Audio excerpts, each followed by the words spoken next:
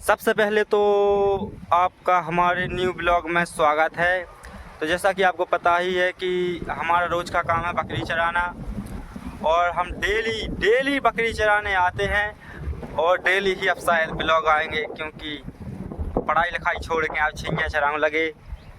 सरकारी नौकरी की तैयारी करते करते कब बड़ेदी बन गए हमें खुद पता नहीं चलो। अब आपको पता ही है कि सरकारी नौकरियां ये भारत देश में कम से कम 2% हैं, और फॉर्म रहते हैं कई करोड़न। अगर 10,000 वैकेंसी आ रही ना तो उसके लाना हो सका 10 लाख 50 लाख तक फॉर्म भर जावे, जिसके कारण हमने सोचा कि अब सरकारी नौकरी तो लगने ही नहीं है, अपना ही बिजनेस चालू करो।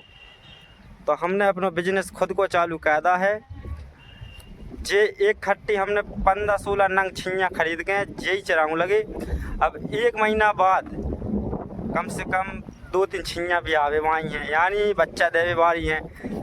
तो अगर कम से कम 2-3 भी हैं और सबके 2-2 हुई हैं तो 6 और 6 बुकरा हुई हैं ना, तो 10,000 रुपया को एक जाने, यानी 60,000 रुपया की तो जाई होगी 1 महीना में।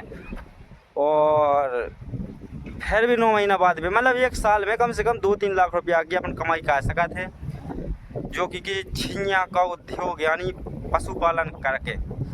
और जैसा कि आपको पता ही होगा, छिंजा चरावे मज़ा तो आउत नहीं है। अगर एक दिन छिंजा चरावे आओ ना अपन में, तो ऐसा लगा जब घर जब ऐसे 1 साल बाद घर जा रहा हूँ। और जैसा कि देखो, ये हमारी 2 बकरियाँ ये है, हाय काय ओए, और ये हैं बहुत सारी बकरियाँ। और हम भाटे में हैं, और यहीं से हमारा गांव भी दिखने लगता है। हम गांव के आसपास से ज़्यादा दूर नहीं जाते, क्योंकि मतलब आपको पता ही होगा, कुत्ते वगैरह लड़ैया वगैरह छिंजा बकरियाँ न खा जाए।